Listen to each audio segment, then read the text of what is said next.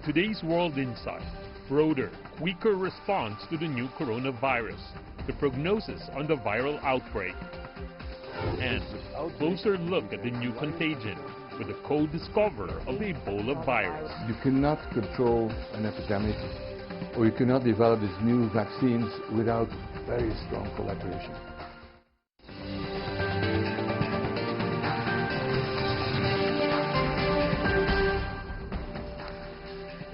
Hello and welcome to World Insight, coming to you live on CGTN. I'm Wang Guan, standing in for Tian Wei in Beijing. The death toll from the novel coronavirus pneumonia stands at 81. Nearly 2,900 cases have been confirmed globally, the vast majority here in China. Around half of the confirmed cases are at ground zero in Wuhan, the capital of central China's Hubei province. More than 30,000 people across China are under medical observation after having close contact with confirmed patients. Now, Chinese President Xi Jinping has sent orders to deal with the coronavirus outbreak, vowing to rely on the people to ultimately win the fight. Meanwhile, Premier Li Keqiang is now in Wuhan. He visited the site where a hospital is being built to treat coronavirus-affected patients. Let's build this hospital, which is urgently needed here in Wuhan.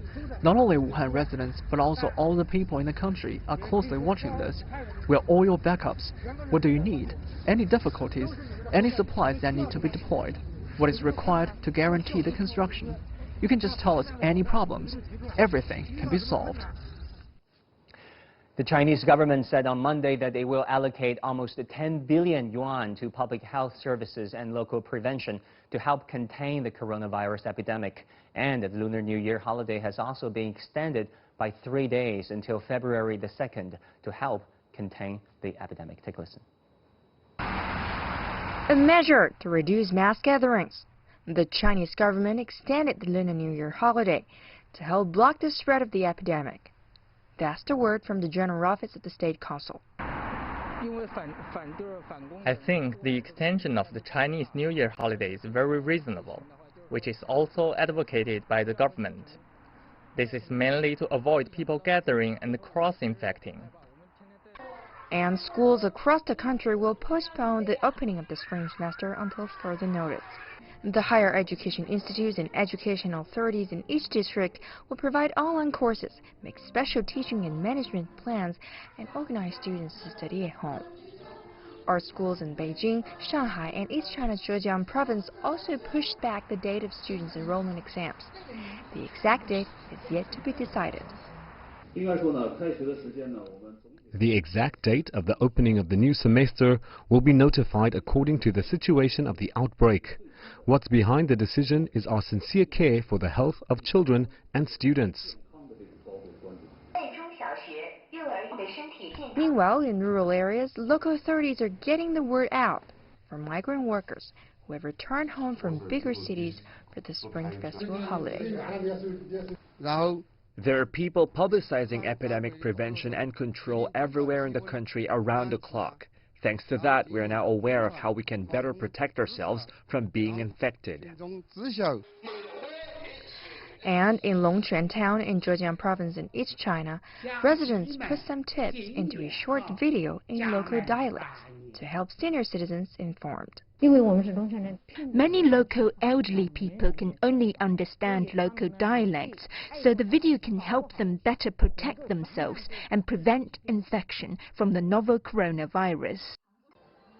China is employing an unprecedented response and draconian tactics to bring the situation under control and back to normal. Zheng Chunying, CGTN.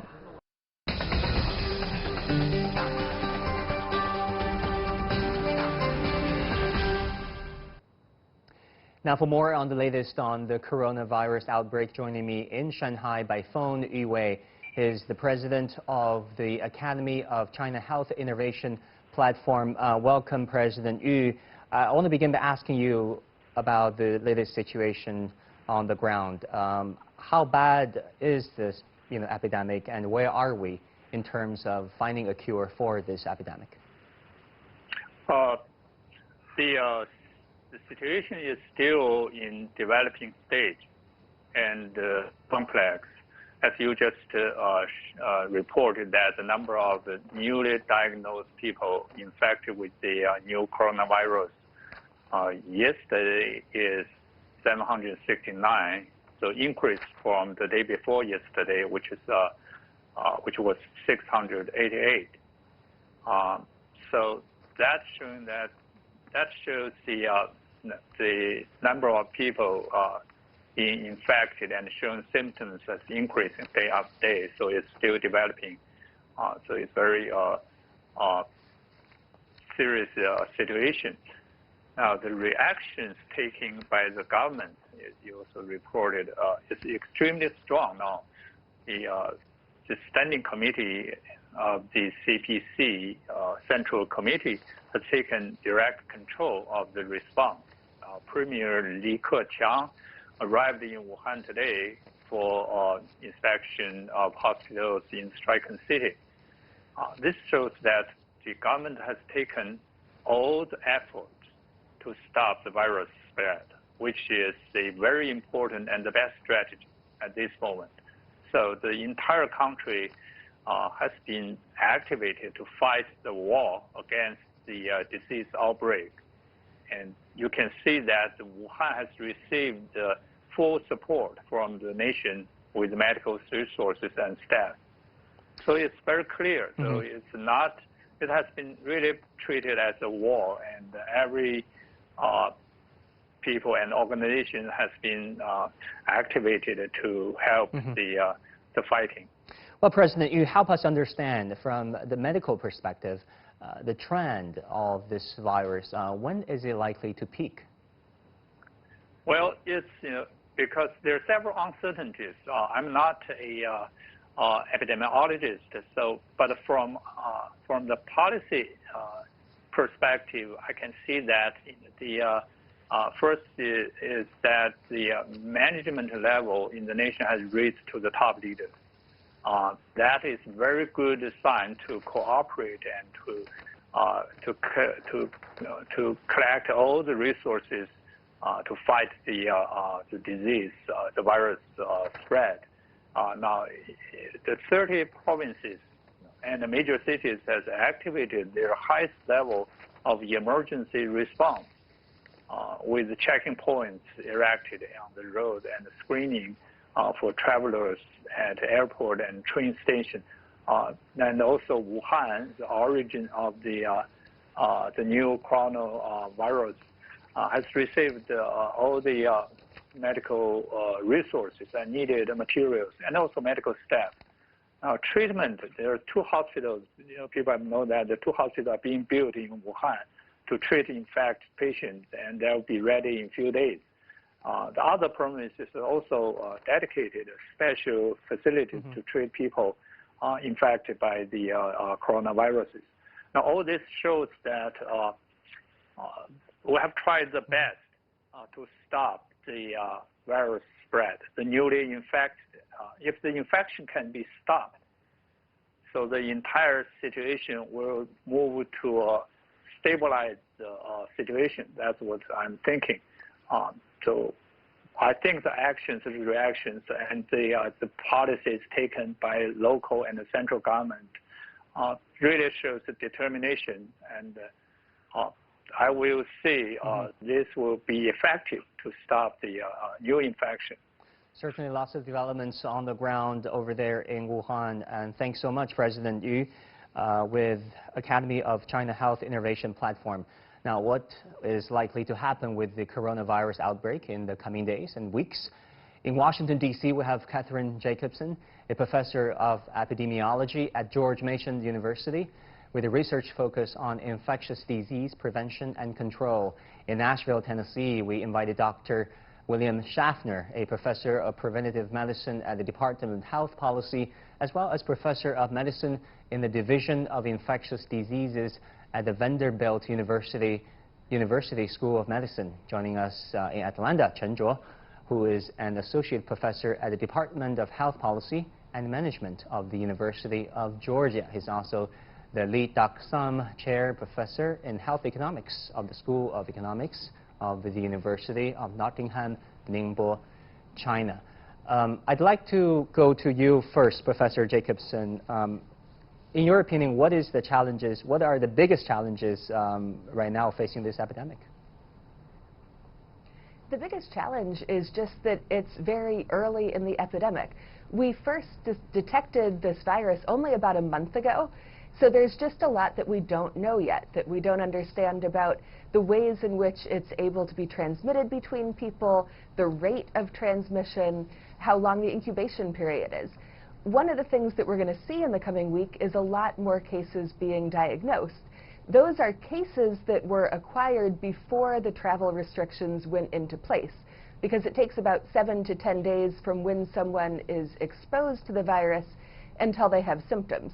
So it's going to be a while before we're able to see how these public health measures are starting to reduce the number of cases. And then how would you rate the efforts of the Chinese government in terms of, a partial lockdown of the epicenter Wuhan, the travel restrictions, also the pouring in of medical staff to the epicenter Wuhan? Those are exactly the moves that epidemiologists around the world would say should be taken at this time. We don't have a vaccine yet, and it'll likely be months before we have that ready, that it's been tested for safety and efficacy and manufactured. We don't have antiviral medications for this yet. So the best thing that we can do is to focus on public health prevention measures, like isolating people who have the virus and having isolation so that they don't infect people who are not already infected. To have that personal protective equipment for healthcare workers so that they're safe, and to ask people not to congregate in crowded areas so that we can reduce the risk of new people becoming infected. That's exactly what should be done at this time. I want to go to you, Dr. William Schaffner from Nashville, Tennessee. In your opinion, where are we in terms of the spread of the virus? Is the worst yet to come? And really, what can we do? What should have been done, and what should be done right now to address this challenge? Well, I'm going to agree very much with Dr. Jacobson. We are still in the early days of this epidemic, and so we can anticipate that there will be more cases. We learn more about this virus and how it is spread every day, and we need to be attentive to that. And in addition to all of the things she said, countries around the world also are putting in place screening procedures so that cases can be identified so that we don't have further spread in other countries around the world. So we're working in cooperation with the World Health Organization and, of course, our colleagues in China to do everything we can to bring this outbreak to a close as quickly as possible.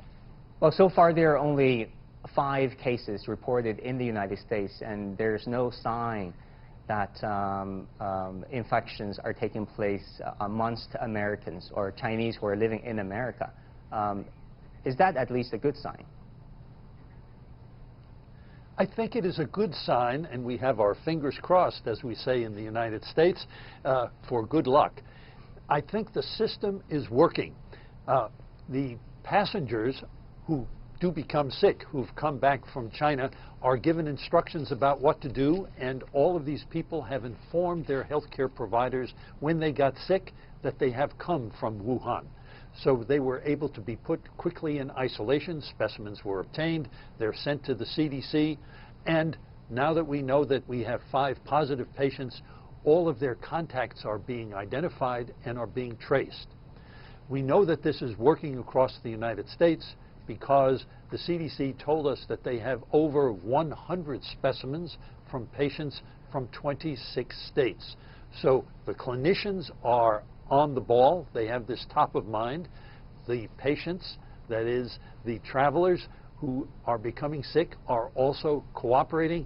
And of course, on the public health side, the CDC and state and local health departments are working very, very closely together.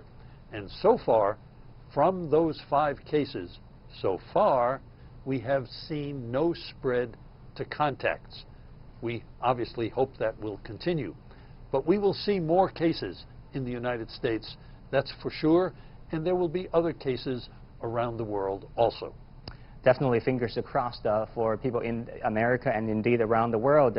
Professor Chen Zhuo, you worked both in China and the United States. Help us understand this epidemic. How severe is it, and where are we in our fight against this outbreak?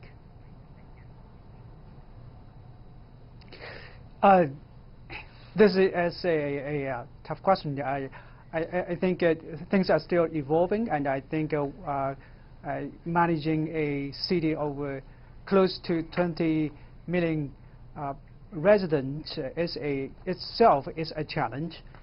But well, not to mention that we have more than 2,000 new coronavirus pneumonia patients, and most importantly, I think tens of thousands patients with flu or flu-like illness that who are flocking to our hospitals. I think they are exceeding the surge capacity of these hospitals. I think right now Wuhan is doing its best, and national efforts, assistance, support from other provinces has been sent to the Wuhan city. I think although the number of new incidents is still showing up, I think it's will be contained. But the timeline probably is hard to tell at this time. Dr. Jacobson in Washington, I want to go back to you. We know that there has been a series of travel restrictions, especially considering this is a very unique time of the year for the Chinese, the Lunar New Year, the travel rush. This is also called the greatest migration of humanity on Earth, hundreds of millions of travelers. In about a week from now, people who return to their hometowns are expected to come back to their place of work. How do you expect that travel rush, the return leg of it, to affect the epidemic? I think it's too early to tell. There may need to be some other travel guidelines, or guidelines for maybe keeping kids out of school or having fewer mass gatherings of people in the coming weeks as the epidemic unfolds. We're going to have to wait and see if these preventive measures are starting to lower the transmission rate before we start making decisions about how to keep this from spreading to new cities or new countries moving forward. And then what do you think of the partial lockdown, which is not without its controversy? Some say this is a quote-unquote a violation of human rights. Others say this is a necessary step. There are international public health guidelines that talk about the ethics of what to do during an outbreak like this. And what they say is that if travel restrictions are going to be put in place, there are two key things that need to be done. One is that there needs to be very good communication and transparency about the situation. And the other is that the travel restrictions need to be lifted as soon as it's safe to do so. So as long as there's continued transparency and communication, I think that people are going to have that patience, because we understand that it's very important to contain coronavirus before it spreads more widely. Mm-hmm. Dr. Schaffner, many people compare this epidemic to SARS that we experienced in China and people around the world. Indeed, in 2003, some call it an evolved version of SARS. How do you see that comparison? Well, they're all caused by coronaviruses: SARS, MERS, the Middle East Respiratory Syndrome, and now this new novel coronavirus. But each one of them has their own characteristics and, you might say, personalities. SARS spread fairly readily, but you really had to be sick in order to really effectively spread that virus. Here we're still uncertain about whether you can spread this virus efficiently before you become sick. So that's something we need to look into. MERS, on the other hand, was not very readily transmissible from person to person. So all of these pieces of information need to keep coming along so we can get a better idea of exactly what this virus is capable of doing. I think many Chinese wanted to ask this question. That is, how far off are we from having a vaccine a medicine that can cure this illness? So research is ongoing on both those things. First, the therapy. There are clinical trials already underway about an antiviral drug. When that will become available, I'm not sure. Likewise, there are now many investigators around the world, including at our own National Institutes of Health, who are starting to develop a vaccine. I think developing the vaccine candidate in the laboratory will be relatively quick, but then doing the clinical trials will take more time to determine that this vaccine candidate is safe and would be effective. So it's going to be some months before we have a new therapy or a vaccine. It can't help us this week or next week, I'm afraid. Well, noted. Thanks. Professor Chen, I want to go to you on the efforts taken by the Chinese government.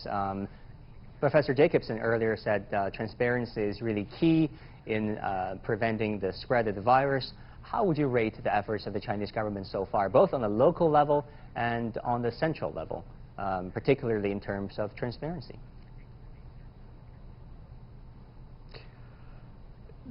I very much agree with Dr. Jacobson on the transparency, importance of transparency in communicating to the public. I think if we have a transparent communication over risks to the public, and I think it helps them to calm down the panic.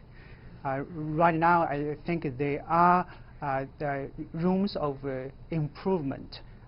Overall, I think given the uncertainties over this new virus, novel coronavirus, I think I would be a back to the driver to comment on whether they have done the right thing or not, giving the limited information. But I think there could be things we could have done better in communicating in a lay language so that everyone can understand, to know what in such a situation what they should have done, what they should prepare for. For example, I think Wuhan is doing well in trying to divert some of the patients to community health center first. I think that's a good step. Right now, we have, well, it is a flu season. It's winter, it's flu season. We have tens of thousands of patients with flu or flu-like illness, and they are going to hospitals. And if they are going to, if they all congregate in hospital lining to get treatment, there are likelihoods, there are risks of hospital-acquired infections. So if Wuhan could successfully divert the patients to community health center and well, if to provide guideline for the next steps, I think that will help. That's the right step. Certainly, there's a big role for local communities. Li Keqiang being in Wuhan, but I'm afraid that Premier Li Keqiang in Wuhan City, I think that's all the time we have for the moment, ladies and gentlemen. We have more questions than we have time for them, but thanks so much, Catherine Jacobson from Washington, D.C., Dr. William Schaffner from Nashville, and Professor Chen Zhuo from Atlanta. Thank you all so very much. Still to come on World Insight, a closer look at the new Contagion with a co-discoverer of the Ebola virus. That interview right after this break. Welcome back. You're still watching World Insight. I'm Wang Guan, sitting in for Tian Wei. On the sidelines of the World Economic Forum in Davos, Switzerland, Tian Wei sat down with Dr. Peter Piet, the director of the London School of Hygiene and Tropical Medicine, who is also the co-discoverer of the Ebola virus. He has been working in the field of global pandemic studies. He shared the biggest lessons learned so far in staving off the deadliest epidemics.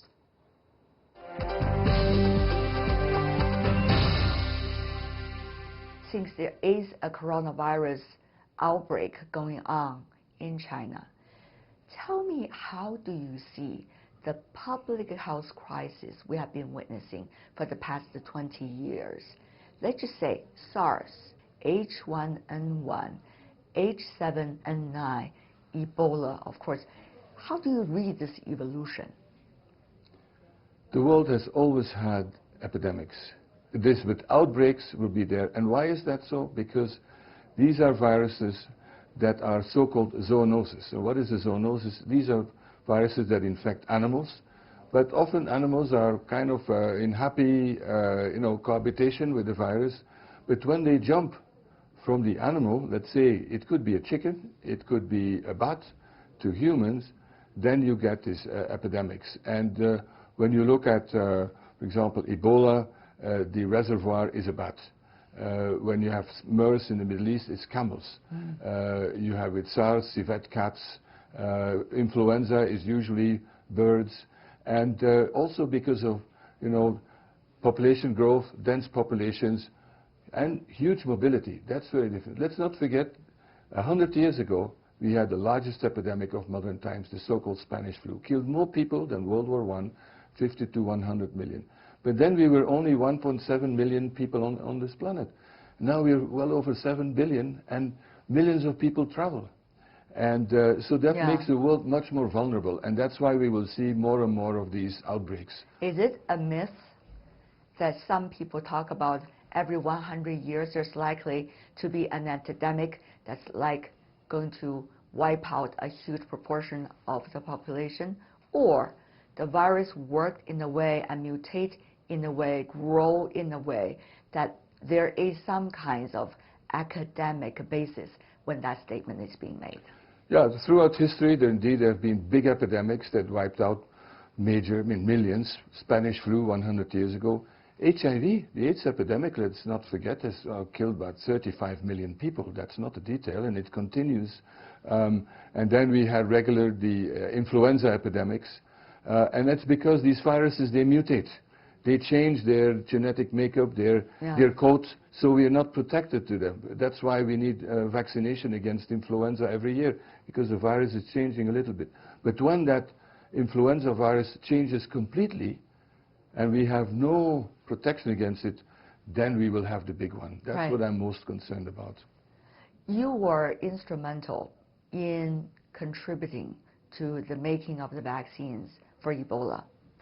Peter, can you tell me about how, when a health crisis like Ebola broke out, experts like you can work with one another? In what fashion, on what timetable? What about the division of labor? How to bring up the efficiency? These are all very crucial for us for information of the past cases. You cannot control an epidemic, or you cannot develop these new vaccines without very strong collaboration. And take the Ebola vaccine. The good news is now we have a vaccine that's licensed, a vaccine by Merck. There's another one by J&J that is in, under consideration by the regulatory bodies.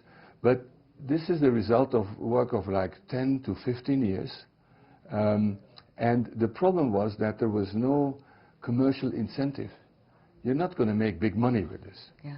And so that's why, first of all, I pay tribute to the companies who have invested, but that's why also the public sector has to intervene, and academia. And so the London School of Hygiene Tropical Medicine, we worked with these companies in West Africa to test out the vaccine, because you need to prove that it works. So tell me, what exactly is this process about making vaccines, on a general term?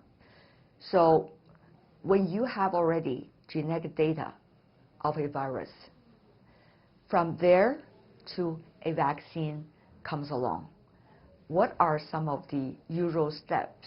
How should we understand that? Making a vaccine starts with having the virus, the isolate, and also for certain techniques, the sequence, the genetic makeup. So without that, you cannot make a vaccine. That's step one. Number one. Secondly, then you need to purify, and you need to see that this is safe, because for vaccines we need absolute safety, and that is first tested in animals, animal models. It's purified, and then you have what we call phase 1 trial. That means that the vaccine, the candidate, the experimental vaccine, will be given to maybe 30 to 50 people to see what kind of dose do we have to give, 1 injection, 5 injections, etc. That's phase 2. Then we go to phase 2, at larger scale, and ultimately it has to be tested in an epidemic and see whether the people who receive the vaccine are protected as compared to those who don't get it. And very important, that it's safe, that there are no major side effects. That takes years and years and years. And in the case of epidemics, we need to, we can only test it out in times of epidemics. Yeah, but for the Ebola vaccine, from the time it broke out to the vaccine come into being and could be available in the market, there seemed to be a much shorter period of time than what you have just illustrated. Yeah, the luck we had with Ebola is that a lot of the basic research, the initial work had been done, and that took years. But once the testing in people happened, and that was in 2014, 15, you know, it took still 4 years to license it. Yeah. Still a lot of time, but I think today we can move faster because there are also political issues, yes. you know, the bureaucratic issues and all that. But I'm optimistic that there are new techniques. Yeah. For example, a new coronavirus. It could be that with the sequence we have, that we can already start testing new vaccines in people in about 4 months, something like that. Even if the virus mutate and develops, with the original genetic data of the virus, for example, the coronavirus, you can still come up with the right kinds of vaccines. Yeah, but that's a very good question, because we can make then the vaccine against the virus that's isolated, but there's no guarantee that it will protect against some mutations. Yes. That's why a vaccine, we don't have one, but against another coronavirus like SARS or MERS, they may not protect against other coronavirus, but maybe they can. But take influenza. For influenza, we need a vaccination every single year, because the virus mutates a little bit. And changed. And changes. And you can anticipate to a certain extent the direction of change. Yes, to a certain extent, but not completely. Not completely. Another thing, Peter, for SARS, we have already got vaccines, but it's still controversial. Yeah, we're still in the phase where it has to be tested in alongside, and we could, the luck is also we have not had a big SARS epidemic since 2003. That's right. And we need that in a sense to test, to prove that a vaccine works. You need people who are infected or when there's an epidemic. So, but there are animal models, and so we're close. Will the so far outcome of the vaccine be able to, in any way, help provide a foundation for the development vaccine with the current coronavirus? We're very lucky that there's been a lot of work done with other coronaviruses for vaccines, SARS and MERS, the Middle Eastern Respiratory Syndrome. So we can learn from that. We don't have to go to the same way from scratch. Yeah. And that is really good news. Another point, which is very important, super spreader. Of course, this is not necessarily related to a vaccine story, but this is very crucial in terms of how an epidemic develops and how people should be protected as a result.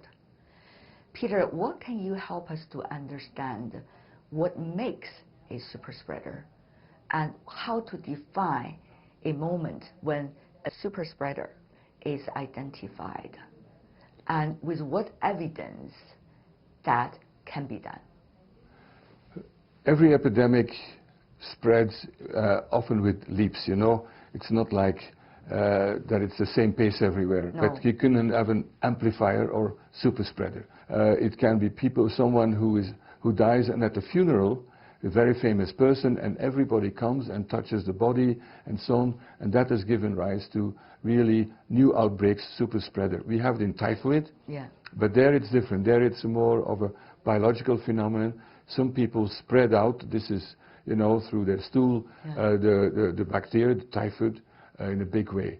And I think it's also bring people where people come together, because when it is a respiratory transmission, it's where people come together that you can have super spreaders, someone who has a higher viral load, so where the virus production in the body is high, cough is more, and you're sitting all in the same waiting room in a hospital, there we example, go. and I cough and cough and cough, Right. and yes, and I infect so many people. What do you consider as some of the most important layers of contingency plan, reaction plan, treatment plan regarding what we learned from the past 20 years, starting from SARS? What we've learned of all these epidemics is the first thing is that very important to have a system that you know as soon as possible. So time is very precious. The title of my memoir is No Time to Lose. And in an epidemic, you know, when you can control it early on, you prevent not only a few cases, but every single subsequent contagion. So time is very of the utmost importance, and having the system, good laboratories and all that, that's one thing. So then transparency, because you cannot hide anything. We've seen it with SARS, but today this is much, much better transparency in the community.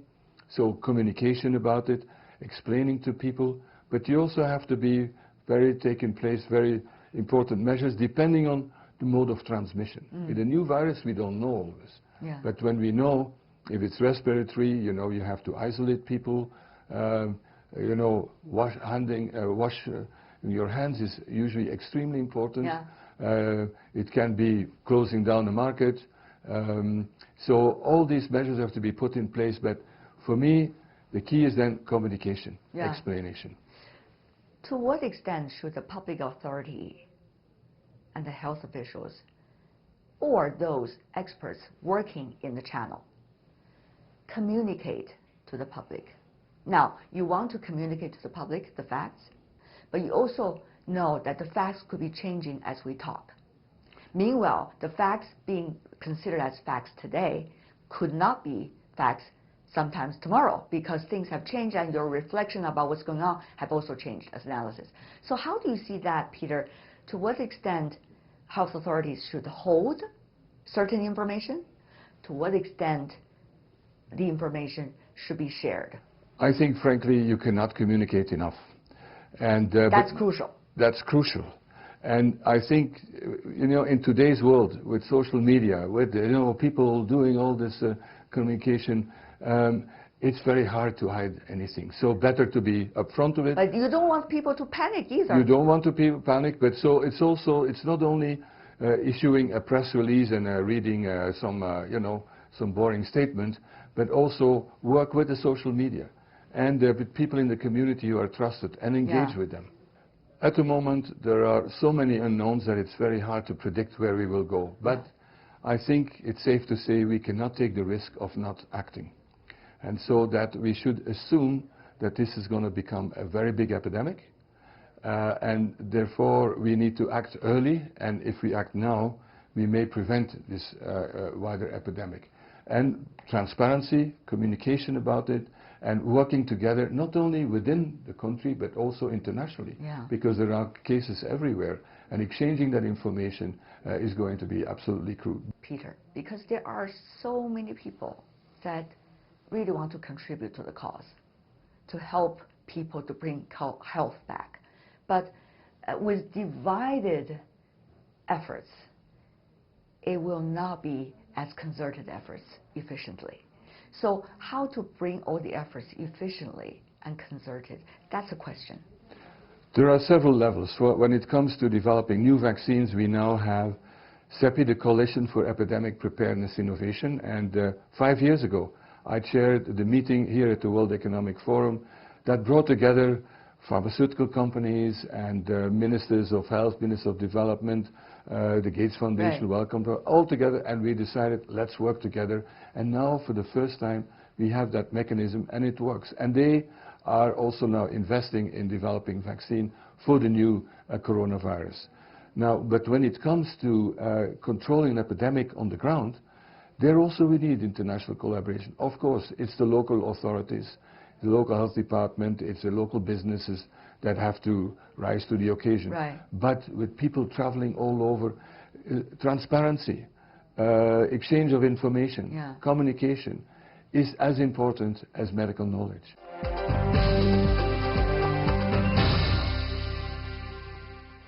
And that's all the time we have for today. If you'd like more, you can visit our website. Just type World Insight CGTN into your search engine or check out your YouTube channel. You can also follow us on Twitter and Facebook. From me, Wang Guan, and everyone on the World Insight team, thanks so much for watching, and tune in again next time for more insights from across China and around the world.